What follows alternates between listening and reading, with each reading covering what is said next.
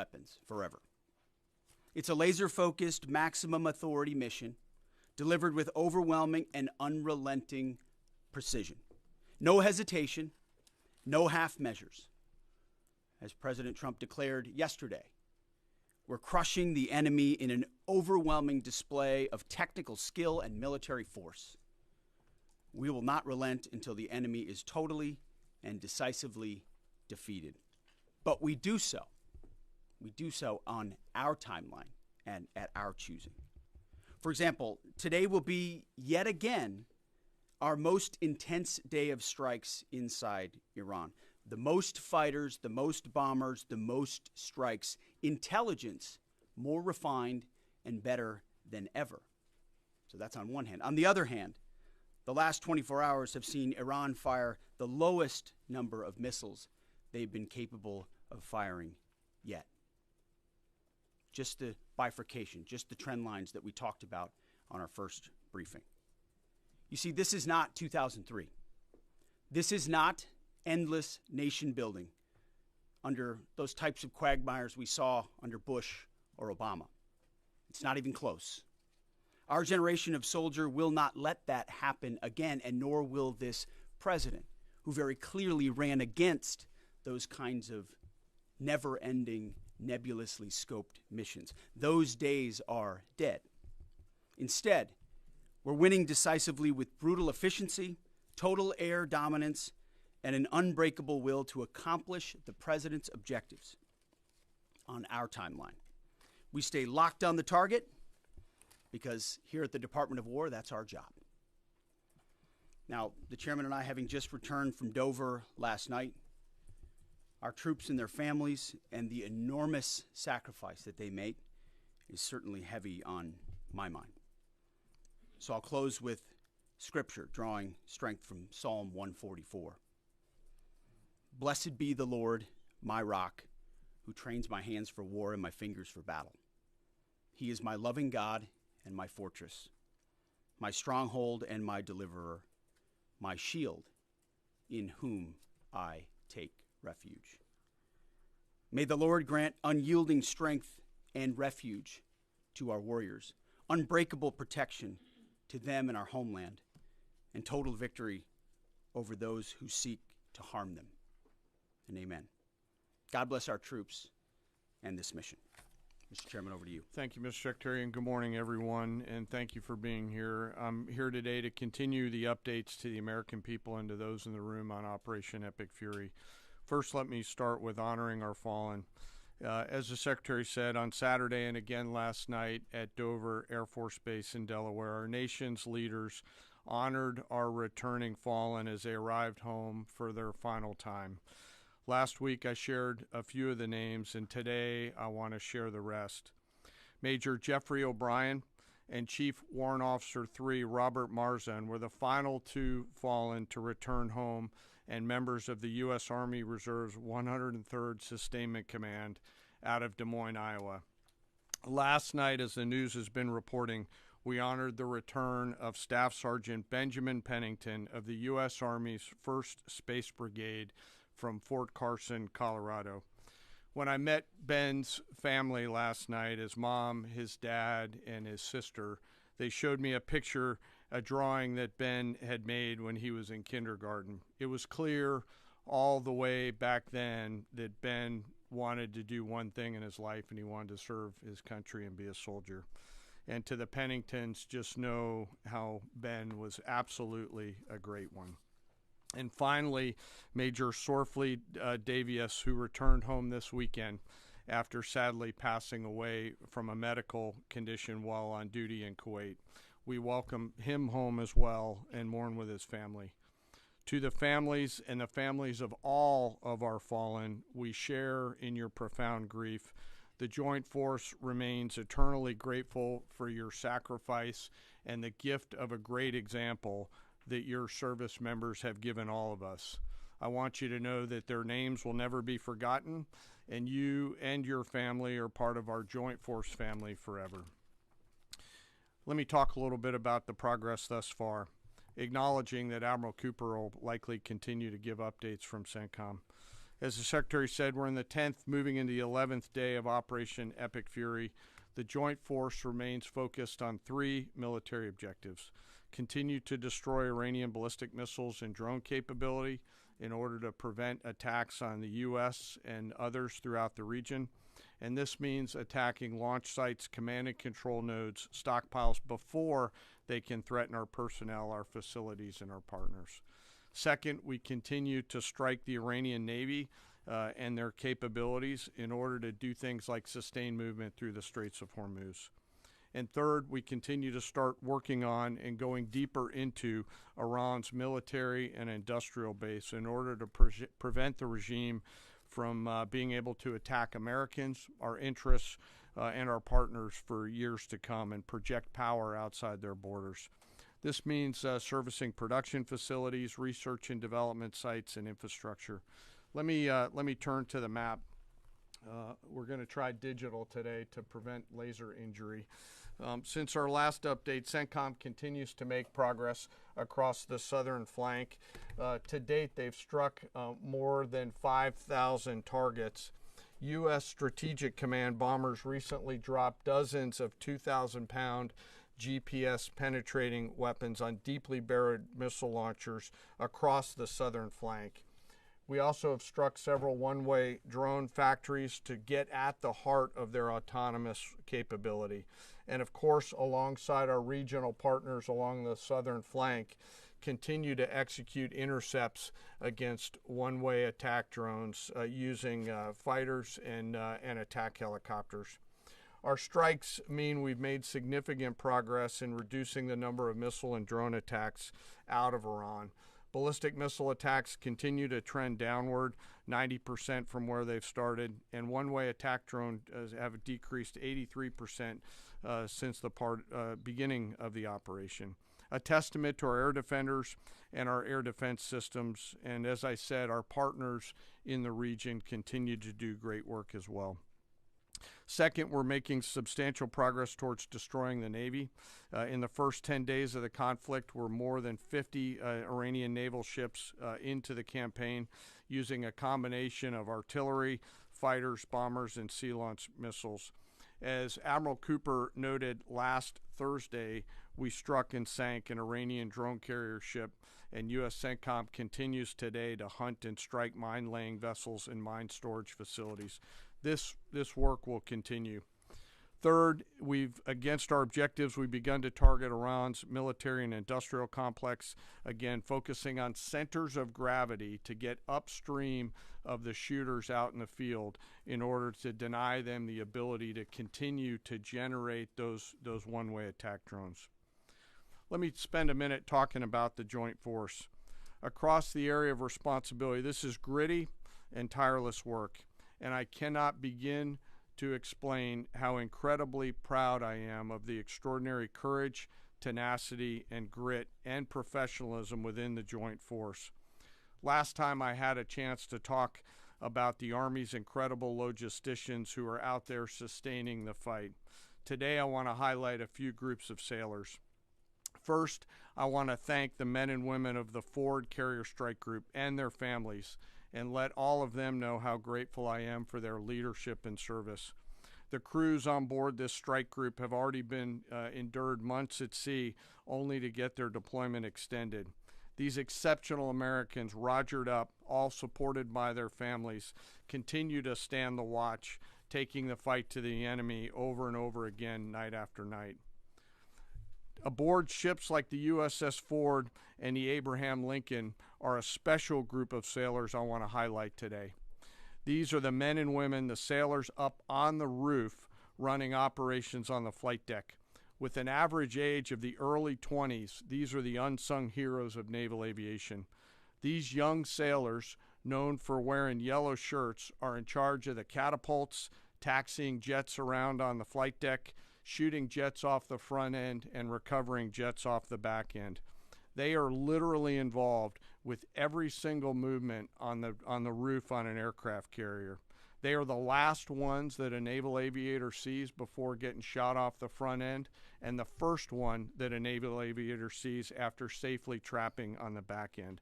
And just for a minute, imagine you're standing on that aircraft carrier flight deck.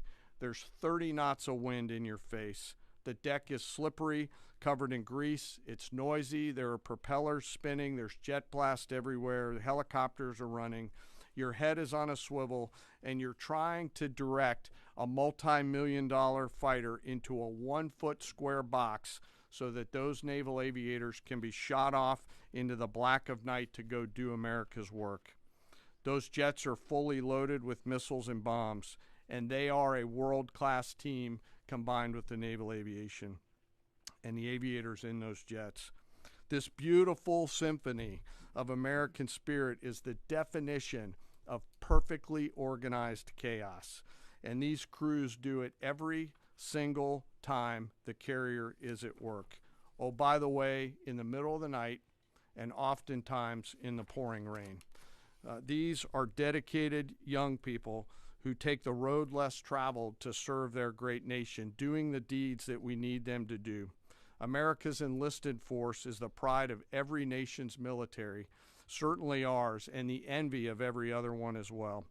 Each and every one of them out there across the joint force are extraordinary, and in particular today I want to highlight the yellow shirts. Ladies and gentlemen, our work continues. It'll continue to be difficult. I ask every American to keep our deployed force and their families in our thoughts. Combat deployments can be tough on the force and the families, and it's important that we continue to remember that. I remain deeply humbled by the 2.8 million members of the Joint Force, and I'll end where I started, and that's remembering our fallen and their families whose sacrifice will be felt forever. And with that, I'll take some questions with the Secretary. A beautiful symphony of American spirit. Well said, Mr. Chairman. Thanks, sir. And I will just note that no other country in the world is capable of executing what the chairman just described, day after day, night after night, unrelenting. Well said. Thank you. Yes, sir. Alexandra Ingersoll, One America News. You talked, Mr. Secretary, you talked at the conference in Florida on Thursday that there was a 90% missile capabilities degradation and 83% drone degradation, and I know the chairman just repeated those numbers. We've seen the most amount of fighting these past 5 days. Is there any update to those percentages? And also, are you able to give any quantification of degradation to the enemy's nuclear capabilities yet? What those numbers represent is a persistent low ability to respond, which is what we're looking for, right? It's if the enemy can simply wait and then project power, that's problematic. And we've seen some spurts here or there, but ultimately the trend lines, if you look at the charts that we look at every day, have gone like this down to a flat. It doesn't mean they won't be able to project. It doesn't mean our air defenders still don't have to defend. They do, but that is strong evidence of degradation, along with the battle damage assessment that the Joint Staff does, which takes time. You've got to look at imagery and recognize whether something's been simply degraded or it's been destroyed, or whether an underground facility has been collapsed or completely obliterated. So there's differences in how you evaluate that, but the numbers staying that low is a demonstration of the efficacy for sure. Yeah, Ryan. Thanks, Mr. Secretary. There's been reports that the new leader of Iran has been wounded. Do you know if this is true and what his condition is? And then another one, President Trump said he had a really good call with President Putin yesterday. Will Russia be aiding us in this conflict, and can you share anything on that? Well, the president, as I've said before, maintains strong relationships with world leaders, which creates opportunities and options for us in very dynamic ways. So the president said it was a good call. I was not on it, but those that were said it was a strong call, reaffirming hopefully the opportunity for some peace in Russia, Ukraine, and also a recognition that as it pertains to this conflict, they should not be involved. The first question was? On the new leader of Iran, there's reports that he's been wounded. Oh, the new leader of Iran. He would be wise to heed the words of our president, which is to not pursue nuclear weapons and come out and state as such. As far as his status, that's not something I can comment on right now. Yeah, right here. Great. Mr. Secretary, Eric Schmidt with the New York Times. A question for you first. Last week you talked about this being the beginnings of an air campaign that could last 3 to 8 weeks. Can you give us your assessment on where we are now? And Mr. Chairman, in any conflict, the enemy or the adversary adapts to the tactics it faces. Can you talk about the most challenging adaptation the Iranian military has made to the U.S. military? What challenges are you facing most right now? Thank you. I appreciate the question.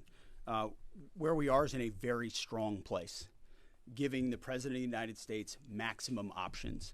And from the beginning, from this podium, we haven't stated how long it will take. Our will is endless. Ultimately, the President gets to determine the end state of those objectives, right? But what he's said continually, and I want the American people to understand, is this is not endless. It's not protracted. We're not allowing mission creep. The President has set a very specific mission to accomplish, and our job is to unrelentingly deliver that. Now, he gets to control the throttle. He's the one deciding. He's the one elected on behalf of the American people when we're achieving those particular objectives. And so it's not for me to posit whether it's the beginning, the middle, or the end. That's his, and he'll continue to communicate that. What we serve him as is we give him updates on a daily basis of exactly where we are so he can make that determination on the throttle. Mr. Chairman. Thank you for the question on adaptation. As you're right, no plan survives first contact with the enemy or Murphy. They're adapting, as are we. Of course, we have very entrepreneurial warfighters out there. I'd rather not, for operational security reasons, tell them what's working.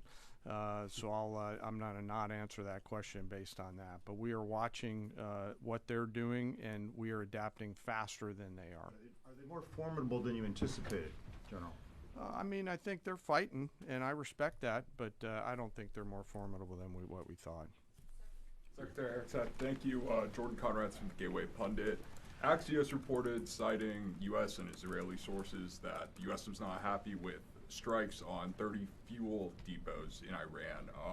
While this is anonymous sourcing, it seems kind of congruent with what President Trump said yesterday, that there's certain spots they don't want to hit relating to energy infrastructure that would take a long time to rebuild.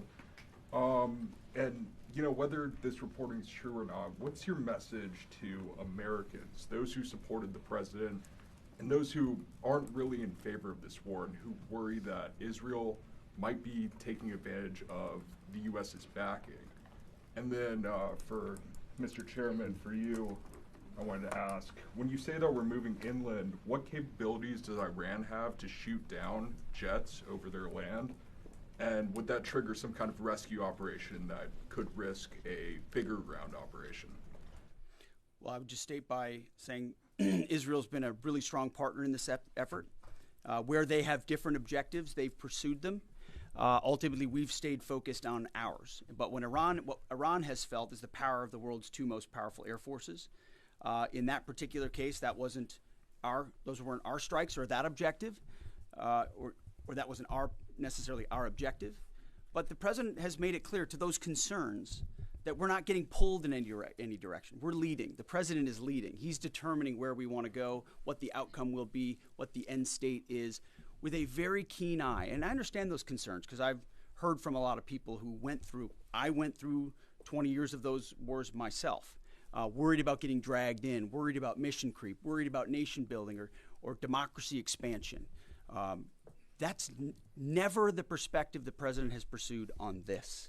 Just because previous presidents and previous secretaries have decided to just pour more resources and more people in toward some unguided end state doesn't mean that's the way the world needs to look today. In fact, the American people voted for a different approach. But what the president also stated from the beginning was Iran can't have a nuclear weapon. And it's one thing to say it. It's easy to say. Anybody can say that. I mean, Barack Obama said that. But to do something about it takes courage and resolve. But in that courage and in that resolve, you can also be very scoped in what you're trying to execute to ensure that the sacrifice of Americans, American treasure, American lives, all of those properly meet the objective that you're trying to accomplish. And certainly, as someone I talked out front about what the Iranians have done to our generation, yes, we're clear-eyed about it. But my job is to keep it scoped, given the directive to the president to accomplish the mission. Thank you for the question. Most of their higher-end surface-to-air missile systems are not factors at this point in time. We're able to move around fighters that are moving deeper with relative impunity. Always some risk out there. I don't want to say that there isn't, and we'll always maintain and retain capability of doing search and rescue type of things, but I don't want to get into the details. But thank you for the question. Shelley. Thanks, Mr. Secretary. President Trump told our team on the ground early this morning that the thing that has surprised him the most during the course of this operation so far has been the Iranian regime attacking countries that are not attacking them. I'm curious if that surprised you as well. And General, curious if you are open to the possibility of escorting vessels through the Strait of Hormuz, and if you could describe some of the challenges of doing so. Big mistake by the Iranian regime to start targeting its neighbors right away, exposing who they are and what they're all about, indiscriminate targeting, flailing recklessly at the beginning. I can't say that we anticipated necessarily that's exactly how they would react, but we knew it was a possibility. And I think it was a demonstration of the desperation of that regime then and that regime now, that they still think their pathway out is to try to alienate their Arab partners even more, who've instead decided to come to us and have been willing to go on the offense, have been giving us access, spacing, and overflight in a new partnership that will continue to remake the region the way that President Trump did with the Abraham Accords. So you're pushing those countries in our direction to support this effort, further alienating Iran. And I think it's worth underscoring. I see in the media banners that say, war expanding or war spread. It's actually the opposite. It's actually quite contained, and more of those countries are coming on side, recognizing that you can't live under a conventional umbrella with nuclear ambitions with a radical regime like that. Again, properly scoping the objectives in the process. And then you want to talk about the Strait? Sure. On the potential, if tasked to escort, we'll look at the range of options to set the military conditions to be able to do that. And then, like we always do with every potential mission, come to the Secretary and the President with both what are the resources required, what is the command and control required, and what are the risks, and how do we mitigate those risks. So we're looking at a range of options there, and we'll figure out how to solve problems as they come to us. But I would reiterate also to add to what the chairman said, the truth the president posted last night about that, saying if Iran does anything to stop the flow of oil within the Strait of Hormuz, they will be hit by the United States of America 20 times harder than they have been hit thus far. He goes on to say, death, fire, and fury will rain upon them. You've seen the truth and read it. But he takes very seriously the condition of that straits. We have capabilities that no other nation on earth has, and we're certainly working with our energy partners across the administration to control for that. That's part of that scoping of this. The world needs to understand this doesn't have, this isn't intended to be, nor is it something that will expand. We know exactly what we're attempting to achieve here, scoped properly, and the American people can count on that for sure. Thank you so much, Secretary Hegseth. President Trump has long said that he wants to minimize the loss of life in war, which wherever it occurs in whatever country, which so many people obviously appreciate. Can you detail the specific measures the Pentagon is taking to minimize civilian casualties and strikes inside Iran? And secondarily, is the Pentagon prioritizing replenishment of precision-guided munitions, long-ranged strike weapons, or air defense interceptors? And can you share any details on which systems are being prioritized?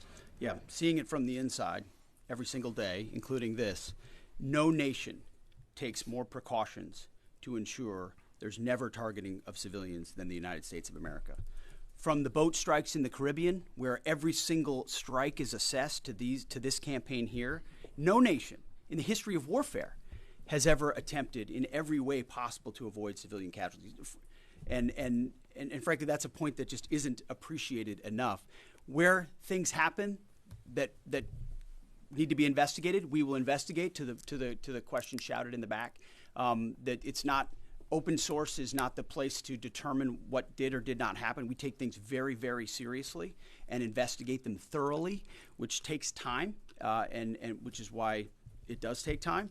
But ultimately, unlike Iran, who targets civilians indiscriminately, who we've seen in the intel moving rocket launchers into civilian neighborhoods, near schools, near hospitals, to try to prevent our ability to strike. That's how they operate. And then they set the targeting of drones and missiles toward civilian targets. hospitals, hotels, airports. CENTCOM's been very good about putting that information out. That's how terrorist regimes fight. They target civilians. We do not, and I can tell you this administration and this Pentagon focuses on that very closely. Go ahead, right here. Sir, this morning the Iranian government is saying a lot. They continue to say they're prepared for a long war. If that's the case, what could you tell the American people as far as the steps the Department of War is taking to make sure our troops have the protection and the resources they need as the mission continues? I think there's one thing I can sleep quietly at night knowing is that we're giving every resource humanly possible to our troops on the front lines to ensure they're protected. In fact, as I said in that first press briefing, even before we set the offense, we set the defense. We made sure we had the ability to defend, and then we moved as many Americans off the bases and into other places as possible. So as this progresses, the chairman, or the question was asked of the chairman about how the enemy adapts. Well, of course, we adapt too in real time. And to watch our warriors iterate on air defense and interdiction, on drones and missiles and how we get after it, it's incredible how they refine the tactics, bring in new assets to find different ways of getting at emerging technologies. So that is one of the things we're laser focused on every day. Yes, we're going on offense more effectively than any country in human history, but we're also ensuring that in every way possible we're defending the best Americans we have who wear our uniform, no doubt. Let's do one more. Thanks, Secretary Hegseth. The president has indicated that maybe the operation will wrap up sooner than he thought it was going to.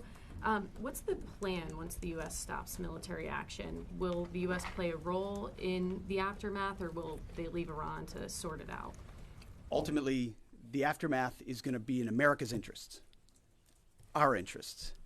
We won't live under a nuclear blackmail scenario of conventional missiles that can target our people, which is why the objectives have been scoped from the beginning.